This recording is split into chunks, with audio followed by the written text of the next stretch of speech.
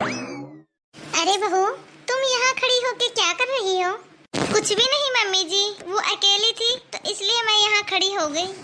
अच्छा ठीक है। मम्मी जी आप हो आए मासी जी के यहाँ? हाँ बेटा मिलाई। अरे बहू, तेरी मासी से मुझे याद आया, उसकी बहू के मायके से ना करवा चौथ के लिए बहुत सारा सामान आया है। तेरी मासी सास की भी ना बहू 2 साड़ियाँ आई थी, सुंदर सुंदर, बहुत ही अच्छी साड़ियाँ थी। इस सब से मुझे याद आया कि मेरी भी तो बेटी का पहला करवा चौथ का व्रत है ये, तो मुझे भी तो अपनी बेटी के लिए श्रृंगार का सामान, साड़ी, उसकी सास की साड़ी, चूड़ियाँ, करवे, ये सब मुझे भी तो लेके आने हैं अपनी बेटी के ससुराल भेजने के लिए।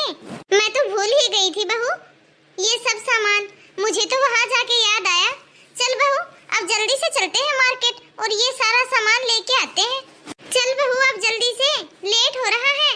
हाँ मम्मी जी, दीदी का ये पहला करवा चौथ है ना, और मेरा भी तो ये पहला करवा चौथ है। हाँ बहू, अब तो 5-7 दिन ही बचे हैं करवा चौथ के व्रत में। बहू मैंने काजल को फोन कर दिया है, वो भी बस अब आने ही वाली है। वो खुद ही पसंद कर लेगी अपने लिए साड़ी और अपने सास के लिए भी करवा चौथ के लिए साड़ी, वो खुद ही पसंद कर लेगी। उसको पता तो है ही कि उसकी सास को कैसी साड़ी पसंद है। हाँ हाँ मम्मी जी। चल बहू अब जल्दी से जाके तैयार हो जा। अरे मम्मी जी पहले आप खाना तो खा लो, खाना बना लिया है मैंने। अरे रहने देना बहू, बाजार से ही कुछ खा लेंगे या फिर बाजार से आने के बाद खा लेंगे, और वैसे भी मुझे इतनी भूख तो है नहीं। तेरी मासी के घर पे चाय नाश्ता करके निकली थी मैं। मम्मी जी मेरा क्या काम है बाजार में, दीदी तो आ ही रही है, फिर आप दोनों जाके ही ले आना। अरे पागल, तेरे लिए भी तो लेनी है ना साड़ी, तू नहीं पहनेगी क्या करवा चौथ पे नई साड़ी? क्या मम्मी जी मेरे लिए साड़ी? अरे हाँ बहू, तू भी तो इस घर की सदस्य है। ठीक है तो मम्मी जी अभी होती हूँ मैं तैयार। अभी मैं भी काजल को फोन कर देती हूँ, टाइम से आ जाएगी। माँ। अरे बेटा तू, अरे बेटा आज तो तू ऑफिस से जल्दी आ गया। हाँ माँ, आज वो ऑफिस में कुछ काम नहीं था इसलिए मैं घर आ गया। आज तो मैं घर पे रह के फुल रेस्ट करूँगा। अच्छा बेटा, चाय बनाऊं बेटा तेरे लिए? नहीं मम्मी, मैं तो अभी सोऊंगा थोड़ी देर। चल बेटा हम लोग मार्केट जा रहे हैं, यदि तुझे मार्केट चलना है तो चल हमारे साथ। मार्केट क्यों माँ? वो काजल का पहला करवा चौथ का व्रत है ना, तो उसके लिए श्रृंगार का सामान, नई साड़ी, करवे, ये सब सारा सामान भी तो लेके आना है। तो बस इसीलिए बेटा बाजार जा रहे हैं शॉपिंग के लिए। तू भी चल हमारे साथ, पायल भी चल रही है। तू क्या करेगा अकेला घर पे, चल हमारे साथ। नहीं मम्मी आप लोग जाओ, मैं तो थोड़ी देर आराम करूँगा। अच्छा बेटा ठीक है। काजल आ रही है, फिर हम लोग भी निकलते हैं मार्केट के लिए। काजल यहाँ आ रही है? हाँ बेटा। क्यों, क्या हो गया? अरे माँ, मेरा मतलब था कि काजल अपने ससुराल से यहाँ आएगी और फिर मार्केट जाएगी, तो उसमें बहुत ही ज्यादा टाइम लगेगा और वो थक भी जाएगी।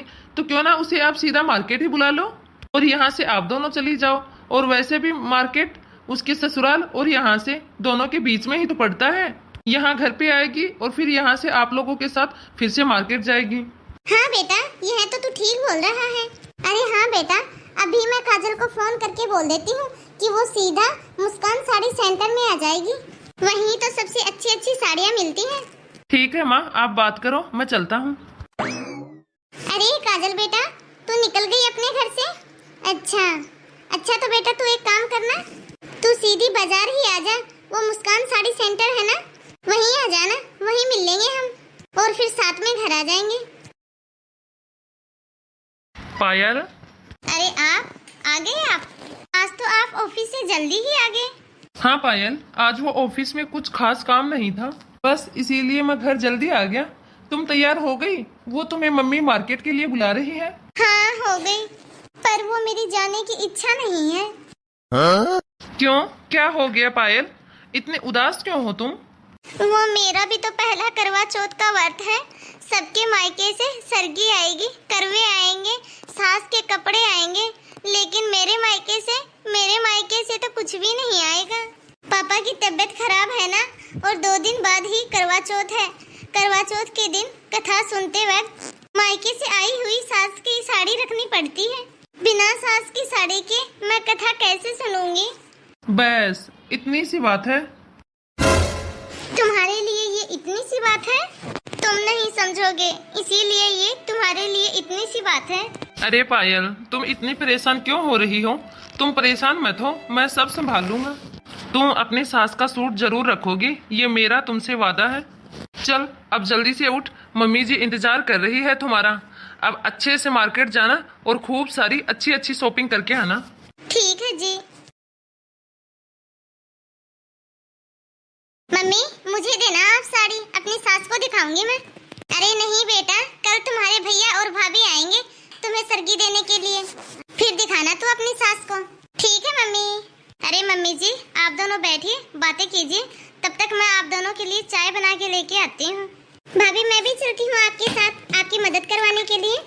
आप भी तो बहुत थक गए होंगे। नहीं नहीं दीदी, मैं बना दूंगी। नहीं नहीं भाभी, मैं भी करवाऊंगी आपकी मदद। ठीक है दीदी। ठीक है, अब तुम दोनों जाओ, मैं तो यहाँ बैठ के आराम करती हूँ। ठीक है मम्मी। माँ। अरे बेटा तू कहाँ से आ रहा है? मम्मी आप लोग जाके आ गए बाजार, कर ली शॉपिंग? हाँ बेटा, शॉपिंग तो अच्छे से हो गई। पता है बेटा तुम्हें, बहू और काजल ने दोनों ने सेम साड़ी ली है करवा चौथ के लिए। बड़ी ही सुंदर साड़ी ली है। पर बेटा तू कहाँ से आ रहा है? तू सोया नहीं? नहीं माँ, मैं बाजार से आ रहा हूँ। ये साड़ी आपके लिए माँ। मेरे लिए? लेकिन मेरे लिए क्यों बेटा? मैं अभी तो शॉपिंग करके आई हूँ, मैं अपने लिए भी साड़ी लेके आई हूँ, फिर तू क्यों मेरे लिए साड़ी लेके आ गया बेटा? अरे मम्मी अब आपको मैं क्या बताऊँ, पायल ना बहुत उदास हो रही थी। अच्छा, लेकिन क्यों बेटा? आपको तो पता ही है माँ, पायल के मायके वाले करवा चौथ का सामान देने के लिए यहाँ नहीं आएंगे। हाँ तो इसमें फिर क्या बात है बेटा?